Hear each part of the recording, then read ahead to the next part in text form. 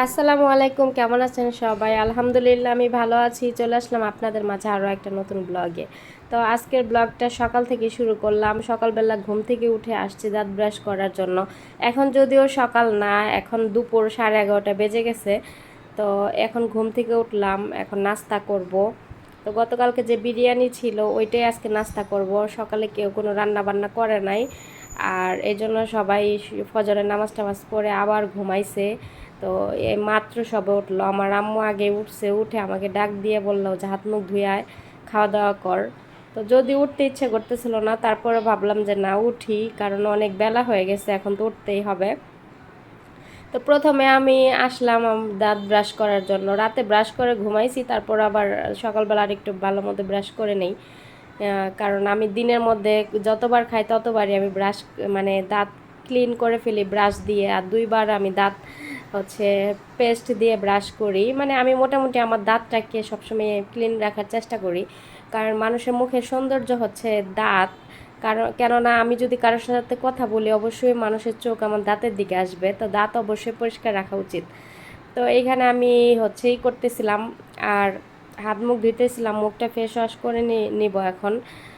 কারণ রাতের বেলা সারা রাত ঘুমাইছি, মুখ একদম তেলতেলা হয়ে গেছে, এখন একটু ফেস ওয়াশ দিয়ে করব। আমি বাংলাদেশে এসে কোনো ফেস ওয়াশ কিনি নাই, ওমানে যে ফেস ওয়াশ ব্যবহার করতাম ওইটাই আমি ব্যবহার করতেছি, কেননা ভাবলাম যে এটাই আমাকে ব্যবহার করতে হবে ওমানে গিয়েও। আর ম্যাডাম এই ফেস ওয়াশই আয়না দেয়, তো এটাই ব্যবহার করি আলাদাভাবে 1 মাসের জন্য, আর এক্সট্রা করে অন্য হচ্ছে ফেস ওয়াশ কেন নিব। আর আমার মাও এই ফেস ওয়াশটা অনেক বেশি পছন্দ করে, আমাকে বলছে যে এই ফেস ওয়াশটা বেশি করে নিয়ে আসবি। তো আমি অনেকগুলোই নিয়ে আসছি এই ফেস ওয়াশ, আমার মা অনেক দিন ব্যবহার করতে পারবে। তো এই ফেস ওয়াশটা হচ্ছে fair and lovely face wash. তো এটা দিয়ে মুখ ওয়াশ করলে ইনস্ট্যান্ট আর কি মুখটাকে একটু ব্রাইট দেখা যায়, এতটুকুই। কিন্তু এর বেশি বেনিফিট আমি এটাতে দেখি না। আমার মুখেও যদিও অনেক ব্রণ ওঠে পানির জন্য, এইখানে পানিও হচ্ছে তেমন একটা খাওয়া হয় না, আর ওইখানে তো আমি যত কাজ করি আমার সাথে সাথে পানির একটা বোতল থাকে, কিন্তু এখানে মনে করেন কয়দিন আইসা পানি খাইতে পারি নাই, আবার এখন মানে আলসামির জন্য পানি খাই না, ঘরে শুয়ে থাকি বসে থাকি, পানি হাতের কাছে থাকে না, দেখা যাচ্ছে উঠে ফ্রিজ থেকে পানি খেতে হবে। আর ফ্রিজের পানিও একটু বন্ধ রাখছি খাওয়া, কেননা আমার তো প্রচুর পরিমাণে ঠান্ডা লাগছে, যদি ফ্রিজের পানি এখনও আমি খাই তাহলে হচ্ছে ঠান্ডার কমবে না, এর জন্য ফ্রিজের পানি খাচ্ছি না, কষ্ট করে নর্মাল পানি খাচ্ছি। আর নর্মাল পানি আমার একবার 1 ঢোক 2 ঢোক খেলে আমার আর খাইতে মন চায় না, তো এটা বড় সমস্যা। তো এখানে যে হাত মুখ মুছে নিচ্ছি টিস্যু দিয়ে। আমি গামছা দিয়ে কখনো হাত মুখ মুছি না, কারণ মুখ আমি টিস্যু দিয়ে মুছি, ওখানেও ওমানেও এখানেও। কেননা শরীর মোছার গামছা দিয়ে মুখ মোছাটা উচিত না, এতে করে মুখেও আসলে অনেক দেখা যাচ্ছে ব্রণ ওঠে এই কারণে। তারপরে একটু এই যে ক্রিম নিয়ে নিলাম মুখে, মুখটা ওয়াশ করার পরে দেখা যাচ্ছে ক্রিম না নিলে মুখটা একদম খসখসা লাগে, তো এজন্য হালকা একটু ক্রিম মুখের ভিতরে নিয়ে দিচ্ছি। আর পিছনে আমার ভাবি এদিক দিয়ে কাজ করতেছে, মানে খাওয়া দাওয়া করবো তো খাবার টাবার নিয়ে আসতেছে, ভাবি খেয়াল করে নাই যে আমি ক্যামেরা অন করছি, খেয়াল করলে হয়তো আসতো না, তো এই জন্য আমি আবার স্টিকার দিয়ে ওইটাকে ঢাইকা দিয়েছি। তারপরে এই তো এখন আমি হচ্ছে খাওয়া দাওয়া করব, তার আগে বিছানাটা গুছাই নেই। ওইদিকে খাবার টাবার রেডি করতেছে, তো ভাবলাম যে ঘুম থেকে উঠে সর্বপ্রথম মানুষের কাজই হচ্ছে আগে বিছানা গুছানো, তো বিছানাটা গুছাই নেই। এই বিছানায় শুধু আমি আর আমার মাই ঘুমাই, আমি এক কোনায় ঘুমাই, আমার মা আর এক কোনায় ঘুমায়, দুইজনে দুই কোনায়, আর দুইজনের দুই পাশে দুইটা কোলবালিশ থাকে, আর পুরা বিছানা খালিই থাকে। তো এখানে একটা হালকা পাতলা একটা খেতা আছে, কেননা খাতাটা রাখা হয়েছে এখানে। অনেক সময় রাতে দেখা যাচ্ছে আমার মার শীত লাগে না কি বলে, তখন এই খাতাটা গায়ে দেয়। আমার যদিও খাতা লাগে না, কারণ আমার এখানে তো আমি ওখানে এসির নিচে থেকে অভ্যাস না, এখানে তো এসি আর নাই, গরম। এই মানে আমাদের রুমে অতটা গরম না, আমাদের রুম দোতলা তো ঠান্ডা ঠান্ডাই আছে, তো অত বেশি গরম না, তো ঠান্ডাই লাগে, কিন্তু খাতা লাগে না। আর গতকাল তো একটু বৃষ্টি হয়েছিল, আর একটু ঠান্ডা ঠান্ডা ছিল। আবার আমি রাতে ঘুমানোর আগে আমি আরেকটু গোসল করে নেই আরেকবার, নাইলে আমার ঘুম আসে না। অনেক সময় দিনে গোসল করি, আবার রাতেও করি, আবার অনেক সময় দেখা যাচ্ছে যে একবারে রাতের বেলায় করে ফেলি, দিনে আর করা হয় না, তো এরকম। তো বিছানাটা ঝাড়ু দিয়ে, এই যে শলার ঝাড়ু, এটা আমাদের দেশে বিখ্যাত শলার ঝাড়ু, যেটা সবার ঘরেই আছে বিছানা ঝাড়া দেওয়ার জন্য। তো শলার ঝাড়ু দিয়ে বিছানাটা সুন্দর মতো আমি ঝেড়ে নিলাম। চাদরটা পাল্টাইতে হবে, 1 সপ্তাহ হয়েছে মনে হয় চাদরটা বিছাইছে, পাল্টাই ফেলবো 2-1 দিনের মধ্যে। আমরা গ্রামে যাব, তো ওখান থেকে এসে চাদরটা পাল্টাই ফেলবো না, এই জন্য এখন আর পাল্টাবো না। আর এখন সোফার কাভারটা আবার অনেক কিছু ধুইছে, বারান্দায় জায়গা নাই, এর জন্য চাদরটা চেঞ্জ করলাম না, নাহলে করে দিতাম।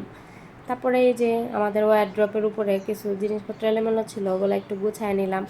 এরপরে এই যে চুলগুলো একটু চিরুনি করে আশ্রয় নেই, কারণ গতকাল রাতে চুলে শ্যাম্পু, তারপরে ওই যে ইয়ের মাস্কটা নিয়েছিলাম, স্পার মাস্কটা, ওটা নেওয়ার পরে আর চুল আঁচড়ানো হয় না, কারণ ভিজা চুল আঁচড়ানো উচিত না, এই জন্য আমি ওইভাবে ঘুমাইছিলাম। তো এখন এই যে আশ্রয় নিলাম, নেওয়ার পরে চুলটা উপরে কাটা দিয়ে বেঁধে রাখি, নাইলে চুলগুলো সামনে আসলে খারাপ লাগে। তো এখানে আমি বসছি বিরিয়ানি নিয়ে, গতকাল রাতে যে বিরিয়ানি রান্না করছিল ওইগুলো খাওয়া দাওয়া করে আরও ছিল, তো এটা দিয়ে সকালে নাস্তা করব। আর আমার মা হচ্ছে বিরিয়ানি খাবে না, মা হচ্ছে রুটি বানাইছে মার জন্য, তো রুটি খাবে। তো আমার মা রুটি খাচ্ছে, আর এইদিকে আমি আর আমার ভাবি বিরিয়ানি খাচ্ছিলাম। তো বিরিয়ানিটা, আমার মা কিন্তু বিরিয়ানি রান্না করতে পারে না। একটা আপু বলছে আমার আম্মুর বিরিয়ানি রেসিপি দেওয়ার জন্য, তো আমি বলি আমার মা বিরিয়ানি রান্না করতে পারে না। আগে যখন আমার মার কাছে বিরিয়ানি খাইতে চাইতাম, তখন আমার মা কী করতো, ওই আমার বোন আসলে ওরে রান্না করতে বলতো, কারণ আমার বোন অনেক ভালো ভালো রান্না করতে পারে, ওর শাশুড়ির বাড়ি গিয়ে মানে ওর শাশুড়ি এগুলা সব শিখাইছে, তো অনেক ভালো ভালো রান্না করতে পারে। তো আগে আমার বোনকে দিয়ে আমার মা বিরিয়ানি রান্না করতো, কিংবা মার একটা বান্ধবী আছে, ওই আন্টিদের বলতো যে একটু বিরিয়ানি রান্না করে দিয়ে যায়, এগুলো করতো। কিন্তু চেষ্টা করলে কিন্তু আমার মা পারতো, কিন্তু চেষ্টা করতো না, ভাবতো যে পারবে না। তারপরে আমার বোন গতকালকে বলছে যে তুমি নিজেই বিরিয়ানি রান্না করতে পারবা। আমার বোন বলে বলে দিয়েছে, আমার মা সেভাবে রান্না করছে, ব্রয়লার মুরগি দিয়ে রান্না করছে। তো আর আমরা ব্রয়লার মুরগি দিয়ে খেতে চাইছি, তো মুরগিটা বিরিয়ানির মতো পিস পিস করে কেটে তারপরে হচ্ছে মাখাই করছে, তেলের মধ্যে ভাজছে, মানে ভাজলে ব্রয়লার মুরগিটা খেতে ভালো লাগে। তারপরে আবার বানাইতে দিয়ে আসছিলাম ওই দিন, তো এখন আমার মা নিয়ে আসছে, পড়ছি, কেমন লাগতেছে কমেন্ট করবেন সবাই। কোনো ডিজাইন নাই, একদম প্লেন, আমার এত ডিজাইন মেজাইন ভালো লাগে না।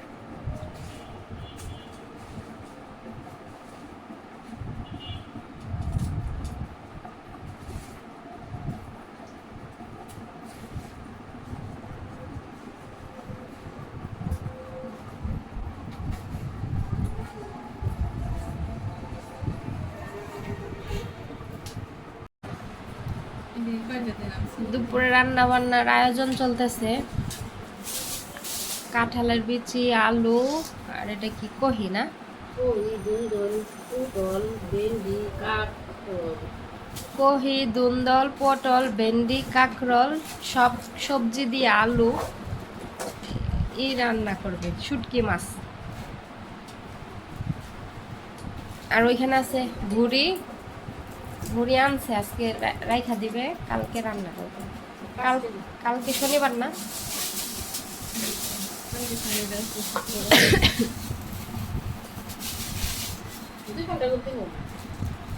কালকে শনিবার, আমি 2 সপ্তাহে পাইছি।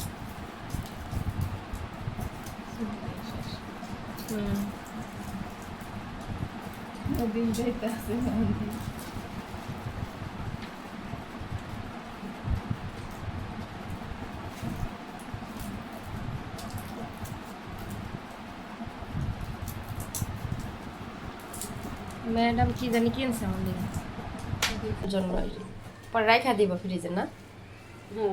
হ্যাঁ সবটি তো পাবো না, অর্ধেক খেয়ে দিই, বিকালে বাজে দিবে না খাইছি।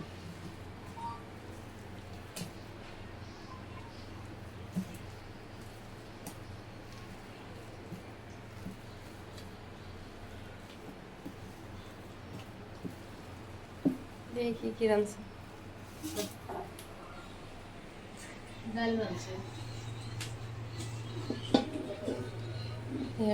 শুটকি, কাঁঠালের বিচি, ওর সব রকমের সবজি দিয়া, কি মাছের শুটকি, চেলা মাছের শুটকি। আর এখানে আছে ডাল, আরেকটা নাকি বোনা করবো কেন? ওই যে টেবিলে। ও, গ্যাস কমে গেছে না? না আমি সময় দিছি।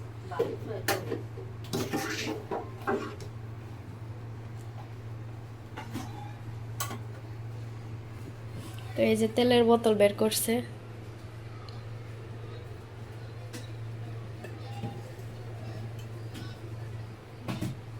তো না এর মশলা দানি কি ডিব্বা ডুব্বা লাগবো না? কয়টা? তিনালা কুন্ডা কুন্ডা বাদ করুন তুমি। 4-5টা হইলে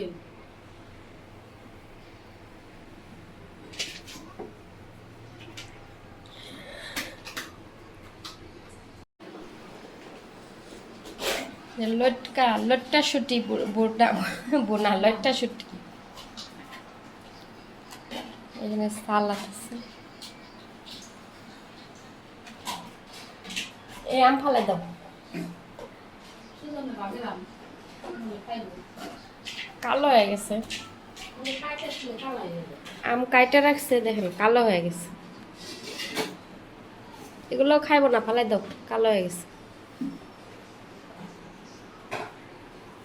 আর এই যে আমি পর্দা রুমের ডাইনিং রুমের পর্দা খুলে ফেলছি, কারণ অনলাইনে পর্দা অর্ডার করছি, ওইটা আসলে ওইটা লাগাবো, এর জন্য খুলে ফেলছি।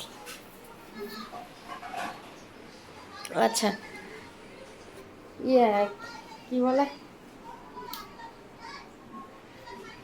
ঋতু আপু বলছে যে আমার এই ছবিগুলো একটু ক্লোজ ভাবে দেখাইতে। এই যে এগুলা হচ্ছে আমার ছবি, আরো 2 বছর আগে এগুলা করা, অনলাইন থেকে এগুলা ছবি দিয়া করাইছিলাম, প্রিন্ট করাইছিলাম।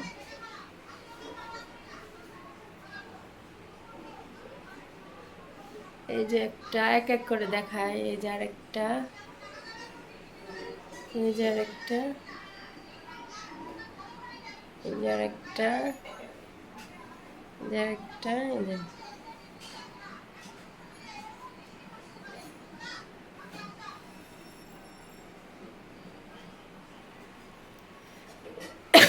এই যে এটা হচ্ছে আমার বোনের ছেলের ছবি, আর পিছেরটা আমার মামাতো ভাই। বোনের ছেলে, সামনেরটা লিয়াম, যখন ছোট ছিল আর একটু তখনকার ছবি।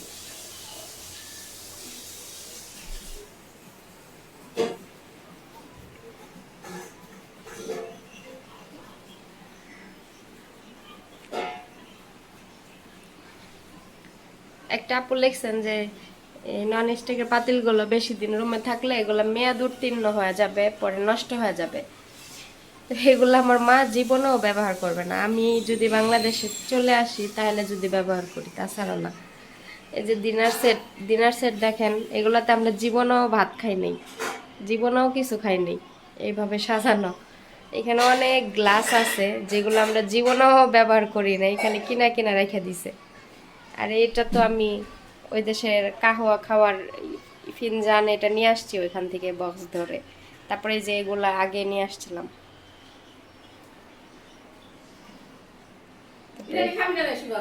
মশলাদানি মশলাদানি ব্যবহার করবে না এখন, তাই রেখে দিছি এখানে, যখন আমি আসবো তখন ব্যবহার হবে আর কি।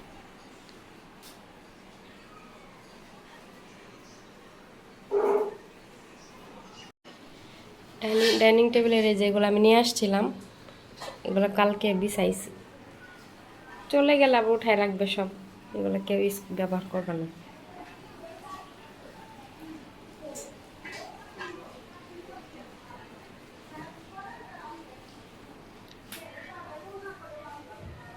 আমাদের রুমে যে কাপড় চোপড় এগুলো শুকাই গেছে, এনে রাখছে, এগুলো গুছাবো এখন।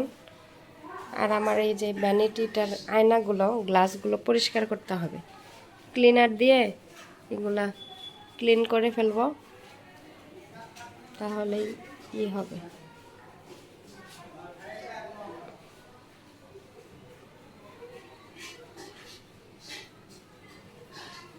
বাইরে কি অবস্থা দেখি, যে ফুলগুলো আমি ফালাই দিছিলাম আমার মা আবার নিয়ে ধুইছে ফালাবে না কিছু। সোফার কাভার এগুলো কালকে ধুয়ে দিছিল, রাতে শুকায় গেছে। বাহিরে রোদ উঠছে আজকে, গরমও পড়ছে মোটামুটি ভালোই। এগুলো শুকায় গেছে, আমি নিয়ে নেই এগুলা। বারান্দায় অনেক গাজানো কাপড় চোপড় ছিল, তো অর্ধেক উঠাইছিল আমার মা সকালবেলা, দেখে ওগুলো শুকাই গেছে। আর বাকি অর্ধেক ছিল এগুলো সোফার কাভার, পর্দা। তো এগুলো আমি এখন গিয়া দেখি যে শুকাই গেছে, তো ভাবলাম যে উঠাই ফেলি। আবার সবাই গোসল টোসল করার পরে বারান্দায় আবার কাপড় চোপড় মেলে দিবে, এর জন্য আগে খালি করে ফেলি। তো ওইদিকে আমার মা আর ভাবি রান্না বান্নার কাজে ব্যস্ত, আর এইদিকে আমি ভাবলাম যে আমি এই টুকটাক এই কাজগুলো করি, কারণ আমারও নিজেরও বসে থাকতে ভালো লাগতেছিল না। তো এই জিনিসগুলা হচ্ছে নিয়ে এখন এখান থেকে কাপড় চোপড়গুলো নিয়ে তারপরে এগুলো আবার ভাঁজ করব, ভাঁজ করে তারপরে জায়গা যেখানে আমার মা এগুলো রাখে সেখানে রাখতে বলবো। তাহলে এই যে বারান্দাটা খালি থাকলে ভাল লাগে, সবসময় কাপড় চোপড় দিয়ে ভরে রাখলে আমার কেন জানি গ্যাঞ্জান গ্যাঞ্জান লাগে। এই জন্য আমি তাড়াতাড়ি করে উঠে ফেলতেছিলাম, কারণ বারান্দাটা খোলামেলা থাকলে রুমে অনেক বেশি আলো যায়, আর হচ্ছে লাগে, বাতাস লাগে। তো ভিডিওটা এখানে শেষ করতেছি, সবাই ভালো থাকবেন, আল্লাহ হাফেজ।